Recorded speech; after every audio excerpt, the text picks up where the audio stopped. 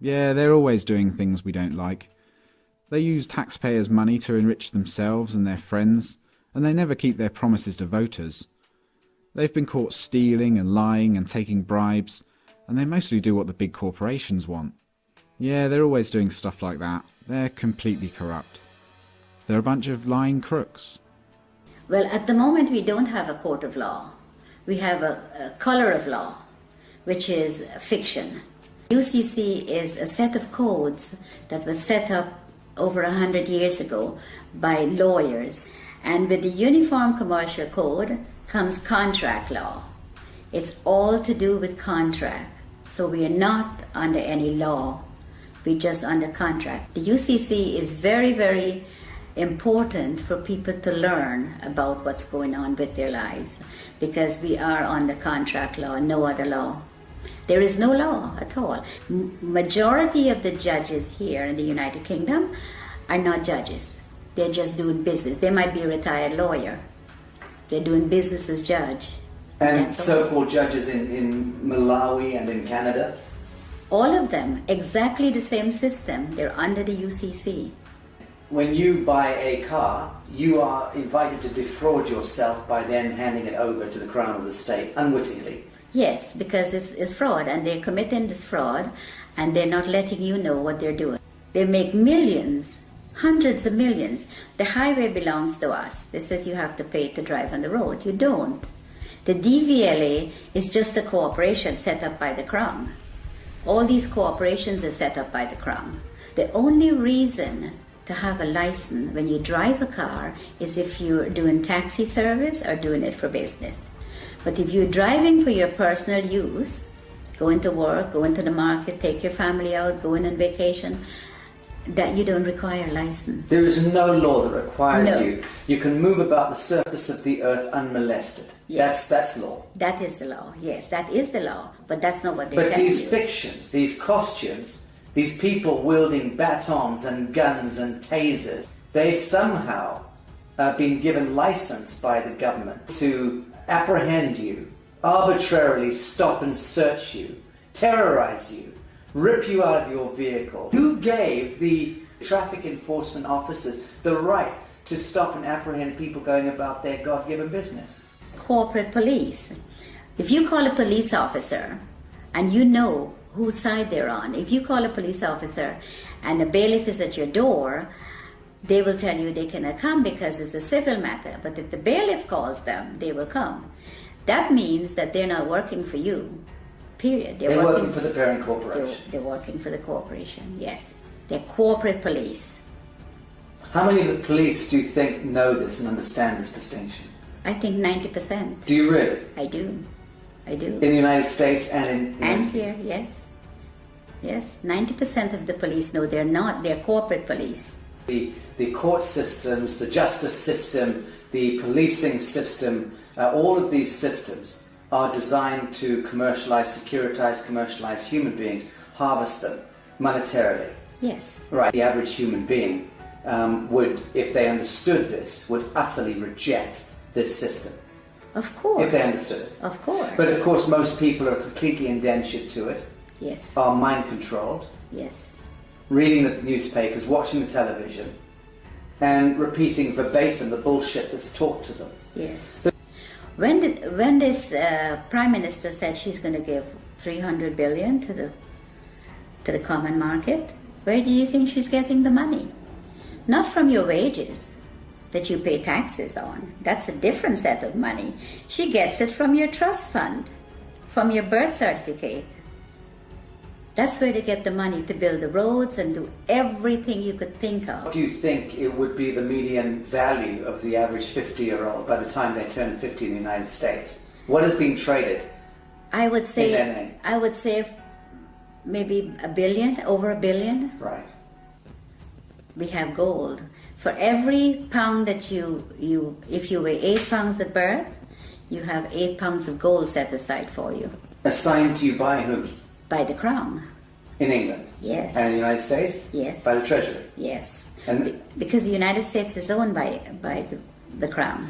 I think if people get to know and they come together, it doesn't take hundreds of millions. 1 million sovereigns get together can make a hell of a lot of difference, because the word spreads from one to the other. And once people get to know that this is what is being done to them, it's going to be like wildfire. Once people get to know the law, what they're under, and what they're doing to them, and how they're making...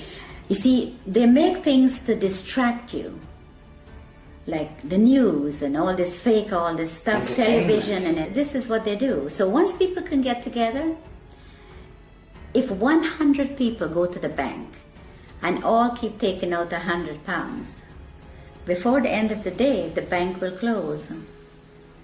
It's very simple if people get to understand what's going on. And it would be good for them to know, because we need to stop this. We need to stop what they're doing to people, hurting people for no reason, put people in poverty.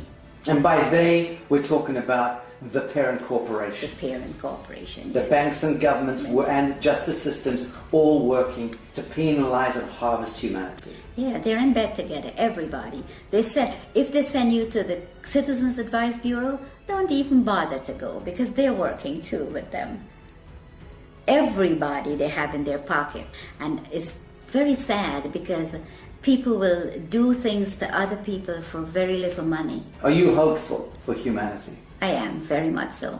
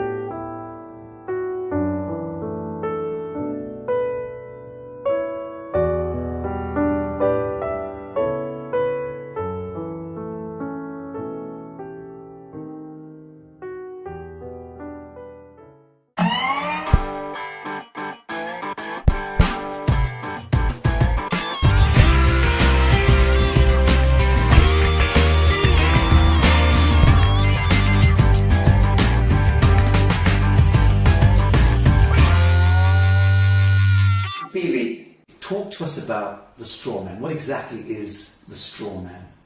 The straw man is your name written in block letters. Very simple. It was done at birth. What the government did, or the corporations now, not government, what they did is they took your birth certificate and made a second birth certificate with a trust, a Sisti QV trust. They made it in all block letters.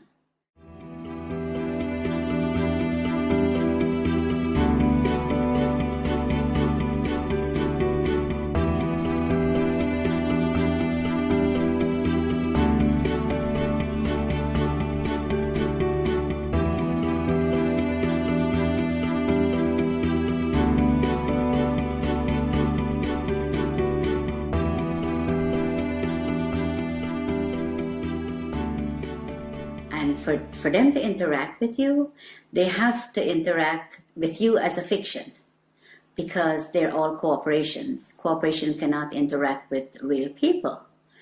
So they made a straw man. They call it a straw man because it has no soul and is spiritually dead. So let's break this down. You're born in the hospital room. A certificate of live birth is issued. What happens is that she has to register the child's birth. She has to go to the registration office and register.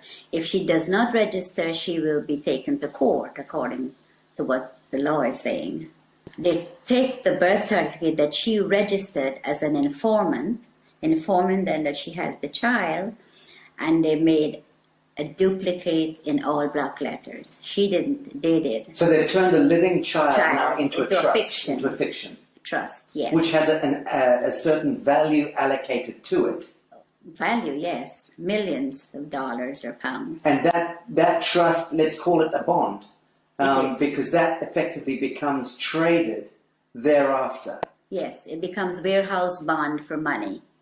So every human being that has been registered to the state or the crown by the mother ends up becoming some kind of a bond that is traded on the stock market Yes, without you ever knowing it. yes, without disclosing. And this is happening since the early 1900s. What they've done is really fraud, because they're fraudulently taking your child's birth certificate and make it into a dead entity. The dead entity birth certificate is making billions of pounds or dollars, depends on which country you're in. So your straw man is considered a dead entity, and the corporation can interact with it. If you have to go to court, it's not going to be in your real name because they don't have it. All they have is the dead entity, and they interact with that.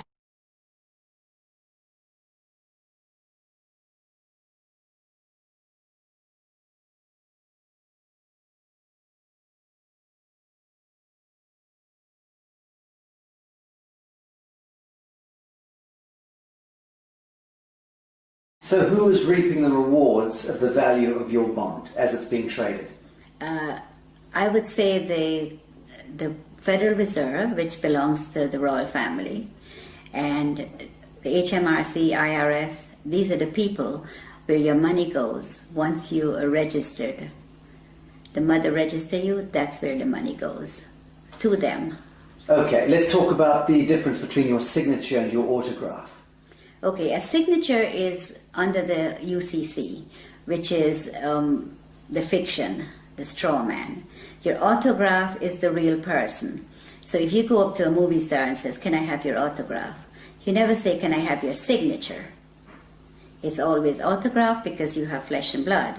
Signature is what you're signing every time they can go into your account and take money. And every time you do sign a piece of paper, you can bet that that signature of yours is being monetized, securitized. It is. By the banks, by everybody that you, wherever you sign, credit cards, everything that you sign, they're getting funds off your trust fund from that birth certificate. Okay, so fees and all sorts of things, and invisible costs are being discharged against your birth bond in that sense? Yes.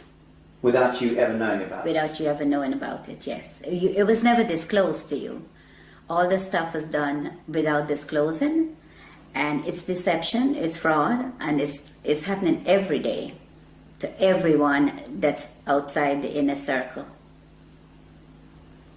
Okay, let's talk about the court system, because invariably your signatures lead you into a courtroom at some point, you know, whether it's for, and under the aegis of the court system, whether it's a marriage, a birth, a death, a registration of land, whatever. So we understand a little about the distinction between the signature and the autograph. What exactly is a court of law? Well, at the moment we don't have a court of law. We have a color of law, which is fiction. So when you go into a court system here or America, you walk into a system where there is no law. So it is lawless. So when you go in there and you speak to somebody doing business as a judge, there is no judge. You could ask the judge to see his oath. He doesn't have one. He's a cashier. Yeah, he's a banker. A banker. Yes. So when you sign any papers in the court, that's when he gets paid out of your SISTI QV trust on your birth certificate. That's where he gets the money. If you go into the court, you still lose because it is not a court of law for you. In a situation like that, when should you use your signature and sign something, and when shouldn't you? There is a special way of, under the UCC, we go back to that, there's a special way of signing without responsibility for your signature. So that if you sign in the special way according to the UCC, you're not responsible for anything that's on the paper. Okay. Now, for the layman, describe UCC. What are we talking about? Okay. What is the UCC? The UCC is a set of codes that was set up over 100 years ago by lawyers. And with the Uniform Commercial Code comes contract law. It's all to do with contract. So we are not under any law. We're just under contract. Someone could call you up and says, "Oh, would you like to contract with me to get TV license or to get something that you need, and you contract. Telephone, everything is contract, everything. And under the UCC, you do not have to sign. A stamped signature or a typed up signature is considered sign under the UCC. So when you get a letter in the mail and it has no signature, or it just have a stamped signature, then it is considered sign. The UCC is very, very important for people to learn about what's going on with their lives, because we are under contract law, no other law. There is no law at all. In America, the court system is operated under military. When you walk into a courtroom, I don't care which courtroom, if it's a higher court or a lower court, they're under the military. Now you're walking in there and you're not a military member, and you're not told that you've been tried under the military. If you mention the Constitution, the judge says it does not apply in my courtroom. But you don't know what he's saying, because you don't know what they're doing to you when you're there. And all of that language is designed to confuse the hell out of you. Yes, it's designed under the UCC, and they know. They know what they're doing, and they know how to manipulate you. So you're saying all judges are very schooled and versed in UCC? Yes. They're taken to special training schools in order to learn this? Yeah, the president appoints all the federal judges in America. And they go to Scottsdale, Arizona and Reno, Nevada to train how to apply this fraud contract in the courtroom. And in the United Kingdom? The United Kingdom, majority of the judges here in the United Kingdom are not judges. They're just doing business. They might be a retired lawyer. They're doing business as judge. And so-called judges in Malawi and in Canada? All of them, exactly the same system. They're under the UCC.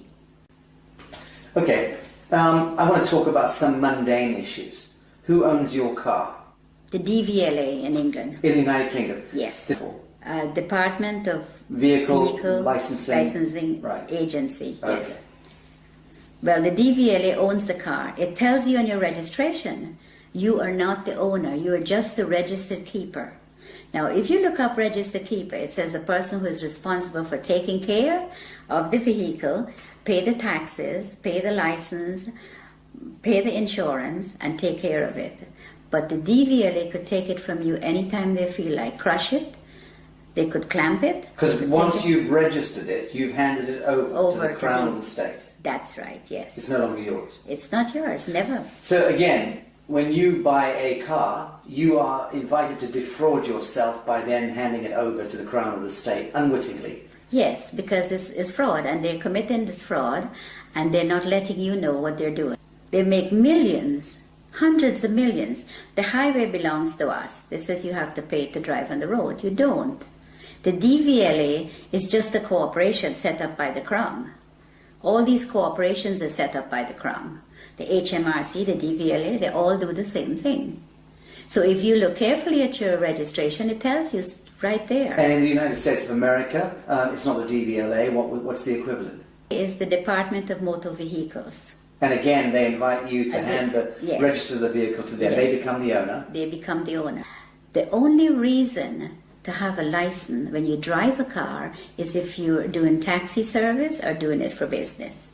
But if you're driving for your personal use, going to work, going to the market, take your family out, going on vacation, that you don't require a license. There is no law that requires you. You can move about the surface of the earth unmolested. Yes. That's law. That is the law. Yes, that is the law. But that's not what they're But telling these you. fictions, these costumes, these people wielding batons and guns and tasers, they've somehow been given license by the government to apprehend you, arbitrarily stop and search you, terrorize you, rip you out of your vehicle. Who gave the traffic enforcement officers the right to stop and apprehend people going about their God-given business? The corporations that they're under. The police are not constables.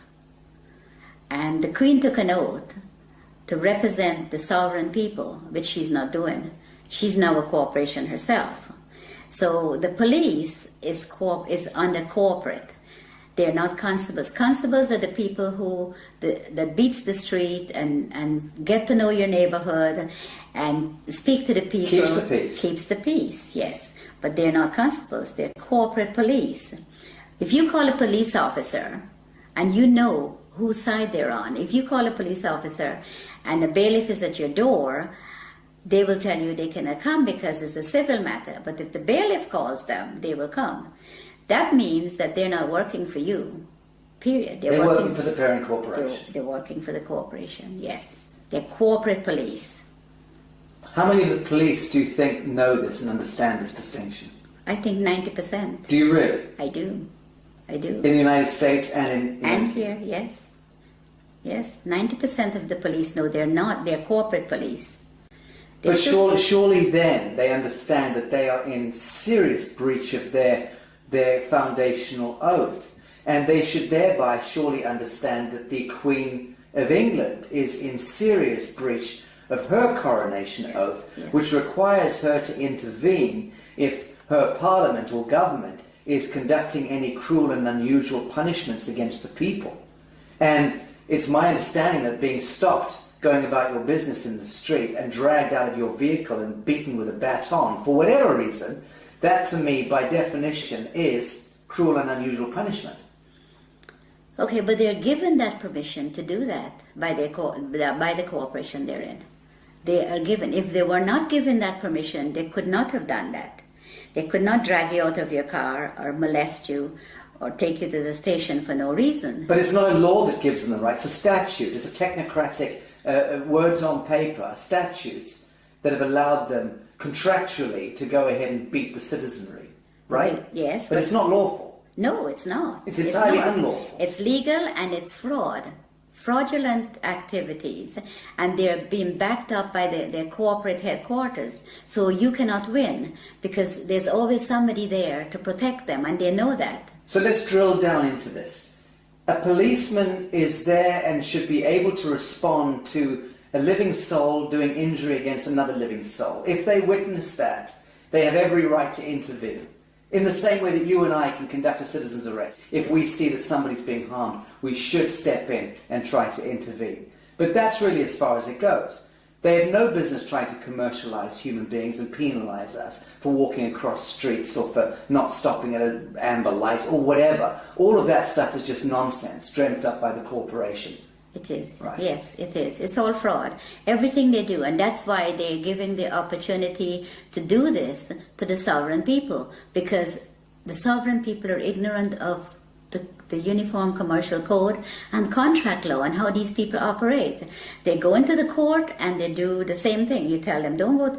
Even if you don't go into the court, they still fine you for the same thing as if you go into the court. But if you go into the court and the police takes you there, then you never win unless you know the law. And they know that you do not know the contract law and that you're under contract and you're walking into a trap.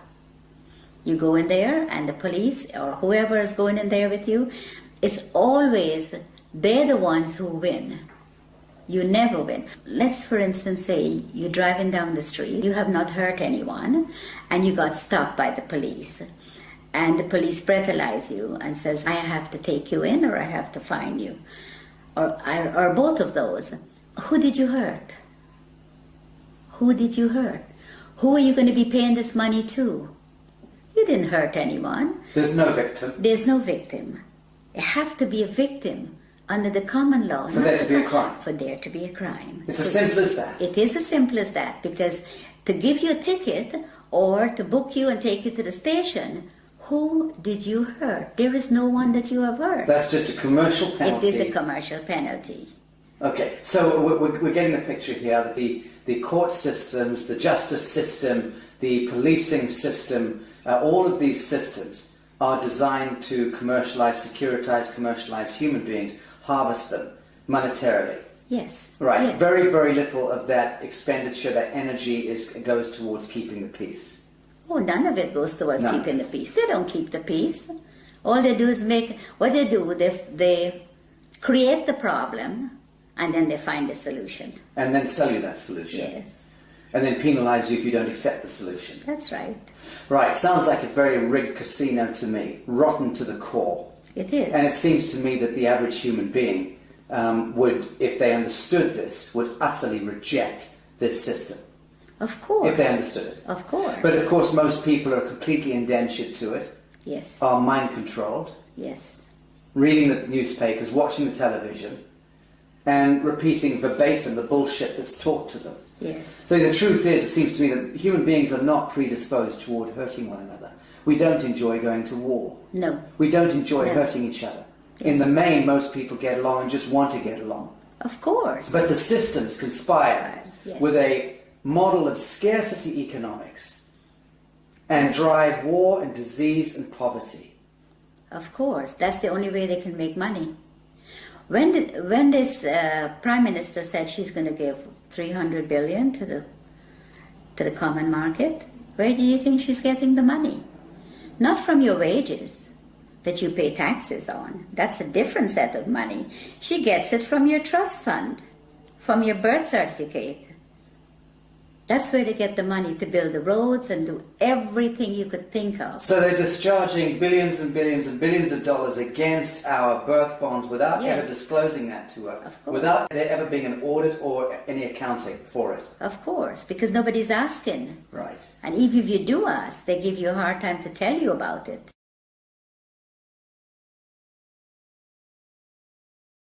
So if you try to go and discover your own birth bond, let's call it that, and you try to discover the true value, how does one go about doing that? You apply to the Federal Reserve for it. There's forms that you can fill in, and you can, once you find the bonds and the serial numbers, you can get it from the Federal Reserve because they have it. And you can then discover the value of your bond? Of course. And the average, let's say, 50-year-old in the United States would be worth what? A 50-year-old in the United States, it could be worth hundreds of millions. But one comment, if you go on the website and you put in your birth certificate number, and it comes up only one, you have hundreds of thousands of people are trading on it. Right. That's only one that you know of. I think what I'm getting at is, what do you think it would be the median value of the average 50-year-old by the time they turn 50 in the United States? What is being traded? I would In their name. say, maybe $1 billion, over $1 billion Right. has been traded. Okay. Because when I checked, on one of my numbers is over 283,000 people are trading on it. Can you imagine how much money that is? So when we hear that the US has a debt of $23 trillion or whatever it is, that fictitious money was all pumped out of the air, but effectively it was discharged against the value of Yes. the people. Yes. Right, so that's where the fiction emerges. Yes. And it becomes this huge imbalance that no one quite understands. How on earth do we get that much money? They just made it up as they go along and tell us what they want to tell us. Yes, but they'll validate the making up of that money by, Yes. on paper, discharging it against the value of Yes. the citizenry. And the citizens' gold, our sovereign gold. We have gold. For every pound that if you weigh 8 pounds at birth, you have 8 pounds of gold set aside for you Assigned to you by whom? by the crown. In England? Yes. And in the United States? Yes. By the Treasury? Yes. And Because the United States is owned by the crown. let's... Okay. So let's say there's 200 odd nations of the world. There's hundreds and hundreds of small island states. But there's about 200 nation states, big nation states. They are all of them a franchise of the Anglo-American Corporation. Yes. Let's call it that. Yes. And that the Anglo-American Corporation is an extension of the British Crown. Crown. Yes. And the British Crown is collateralized by what, or backed by what? Gold. And by the people. The hundreds of millions of people. The British Empire has just went on the ground. It's still there. Controls the Bank of International Yes, Settlements, yes. controls all the reserve banks around Yes, the world and yes, so on. yes. Correct. So at what point do you believe the world sees through this grotesque fiction and then addresses the source code and then writes it? I think if people get to know what the UCC and the contract law does, and your straw man is your main problem. Once you can control your straw man, and it is yours and not theirs anymore, then you're in the right path. This is beautiful what you just said. You're talking about reclaiming the fiction that was established, Yes. the false light. Yes. Reclaiming the false light that was established in your name, Yes. given your identity, so to speak, at birth, Yes. without your knowledge. Yes. You're talking about us needing to reclaim that false light and step into ourselves, our true selves, Yeah. as a people of the world, Yes. in order to reclaim reality from the fiction. Yes. That's powerful. Yes, it is. And that's what I think everyone needs to do. All the sovereign people that's in poverty and whatever they put us in, that's what we need to do. We need to reclaim that, what they are making money on. That is ours. Then you wouldn't have wars, you wouldn't have people fighting for money, you wouldn't have poor people. Everybody will be okay. Everybody. But they do not want you to. If you do that, that will break down their system, and they do not want that. So once you know, you need to get into it, and you need to start reclaiming your straw man. It is yours. Now, Bibi, you learnt all of this the hard way. You were sitting in your office in the United States running a very successful real estate business a number of years ago. Very successful, selling 20 to 30 properties every month. Yes. You had a lot of your own properties, you were living there with your family. Yes. Life was good. Yes. And into your office walked a corrupt policeman and an IRS agent. Yes. And these gentlemen effectively put you on the spot, told you that there was one of your clients that you were selling a house to was a drug dealer, Yes. and which you had no idea. Yes. How would you know? And they effectively then tried to pin this a crime onto you by suggesting that you were effectively receiving laundered funds. Yes. And out of the blue, your life turned into some grotesque horror story. Yes. You were dragged into court, Yes. and the next thing, you were put in prison for 8 years. Yes. Your life destroyed. Yes. And that was where you learnt Yes. law. Tell us about this. Well, when I went to trial, and I thought, well, how could they do this? I have shown for 10 years my bank statements, so they see that I had no money. No money was laundered by me. The gentleman I sold the property to brought $5,000 of his own money, and he got a loan from the bank for the difference. And the bank loan officer testified at my trial, but I ended up in prison. And I wondered how they did it. I thought, well, there has to be something that I've missed. I saw in the courtroom, what was displayed, it was all acting. Like everybody, like we were in a theater, and they were acting, and I was a victim. Role playing. Yes, the lawyers, the prosecutor, they were all. My lawyer guaranteed my freedom, and I got sentenced to 8 years. Now, when I got locked up, my main aim was to find out how I end up there. And I had over $1 million of real estate paid for, money in the bank. My children finished university. We were in a very comfortable, very hard-working family, very comfortable position. And I thought, no, it has to be something wrong, something they did that I couldn't see.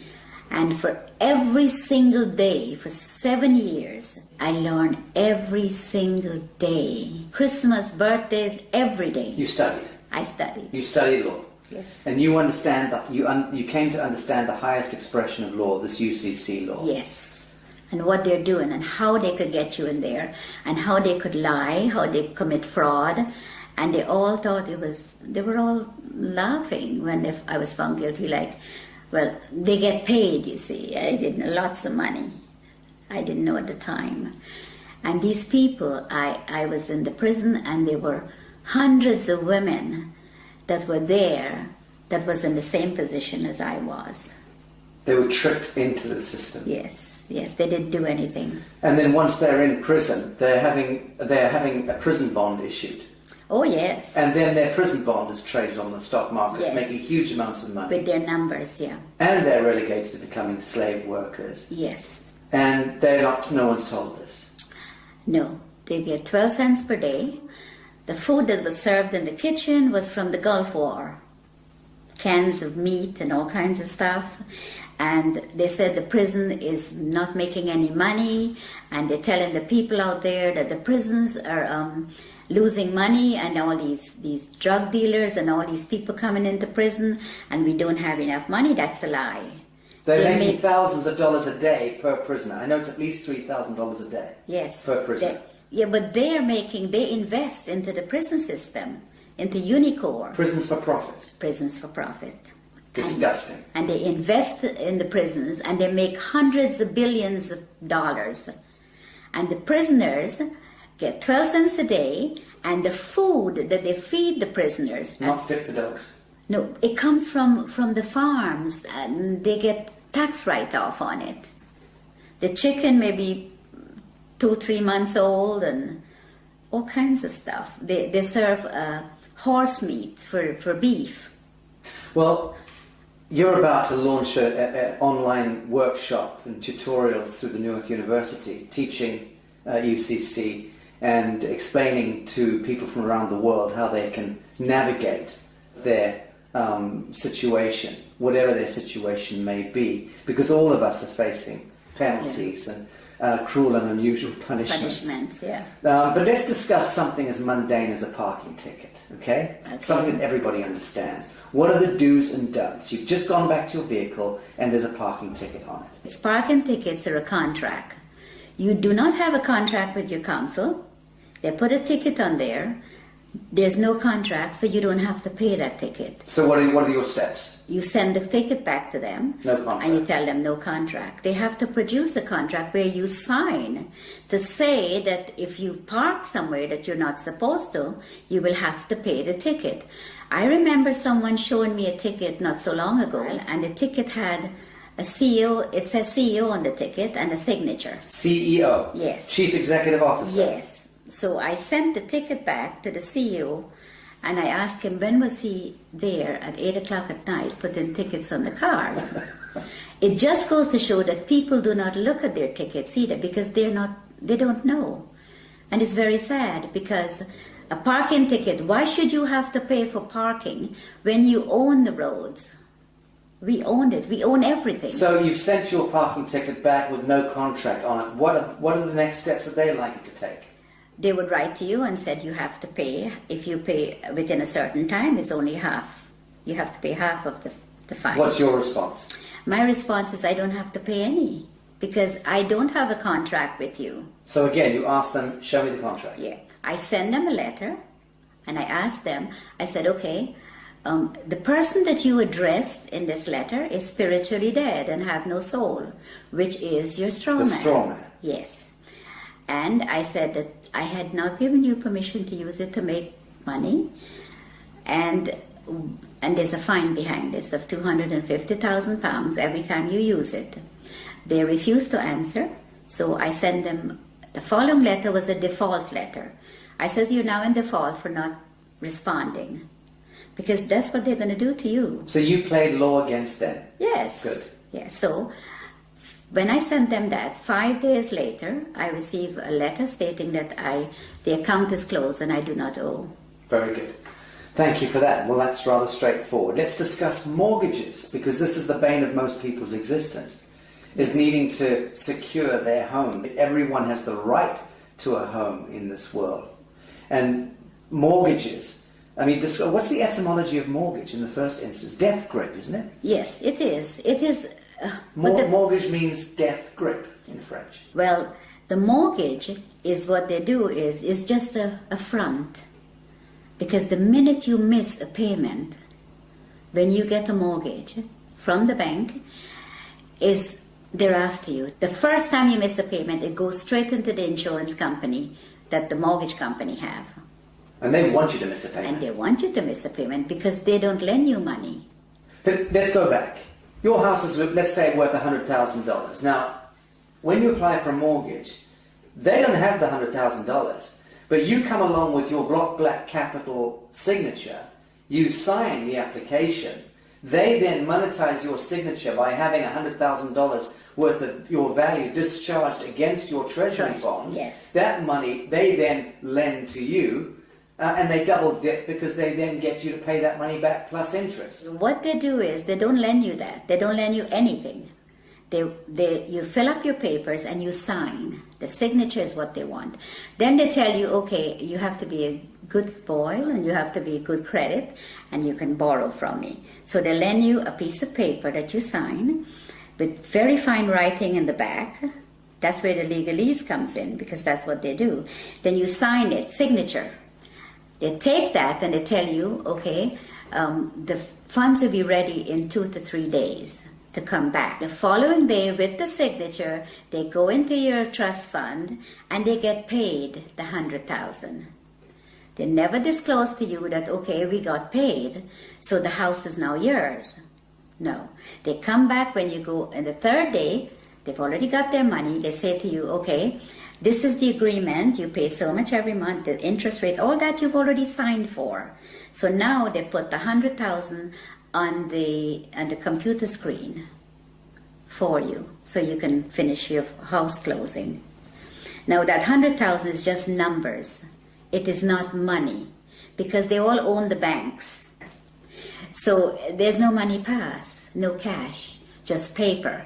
But they have your $100,000 already. If you don't pay, they take the house. They don't want nothing. They want the property because the money is just paper. It has no value. So the property has value, so they take the property.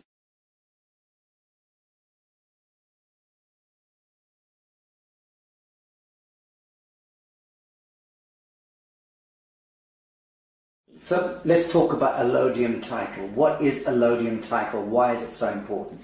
Okay, allodium title is important because you do not own the land. They tell you it's freehold, but it's not freehold. The land is owned by the Crown. All the land in England. I'm a farmer in Minnesota, and you're saying that my land is owned by the Queen. Yes. I'm a farmer in Mozambique.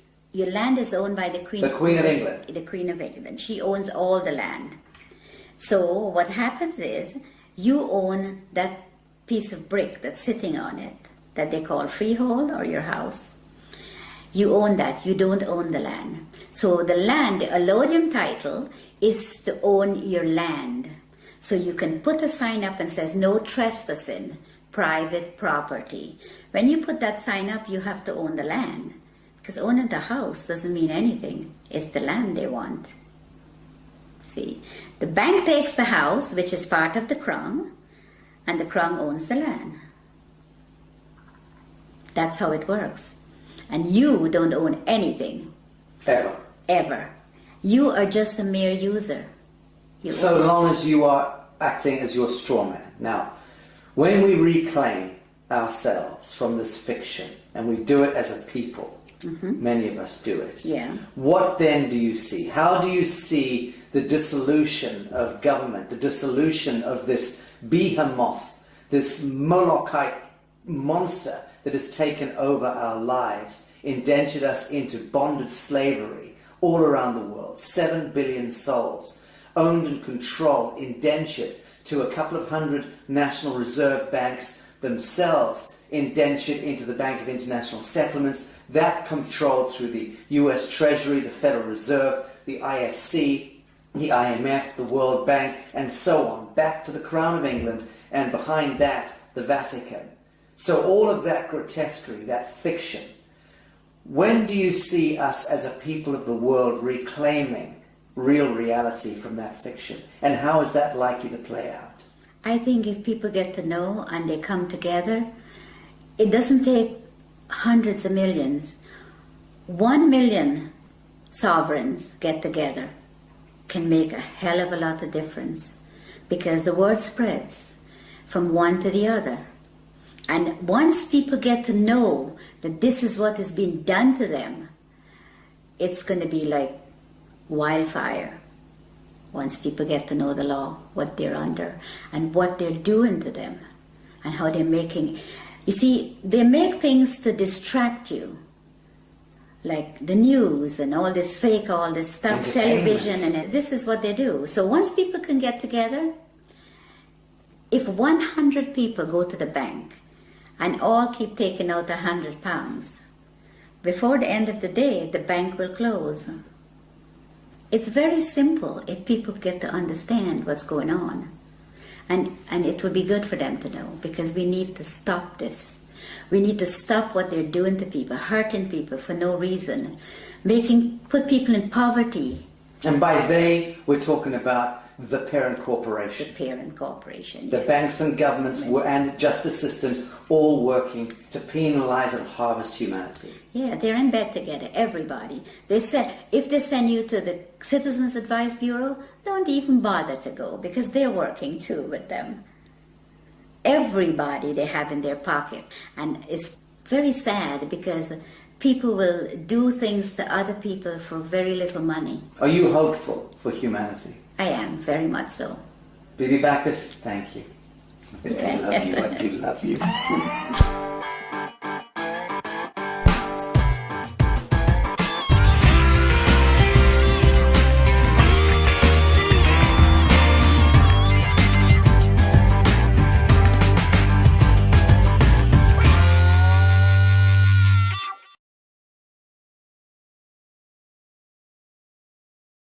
So let me get this straight. A long time ago, a small bunch of regular humans had a meeting and created a document called a constitution that said that they can rob everyone else, millions of people, using threats of violence to make everyone obey their rules and commands. But so that the masses of the people would let them get away with this robbery and slavery, that small bunch also promised in the same document that there were some things the government would never do, and they described a way to structure government so as to restrain it.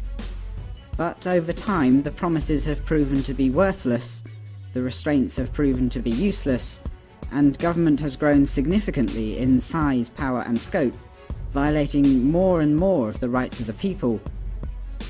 It sounds to me as if the Constitution was written to constrain government. Then it's been a complete failure.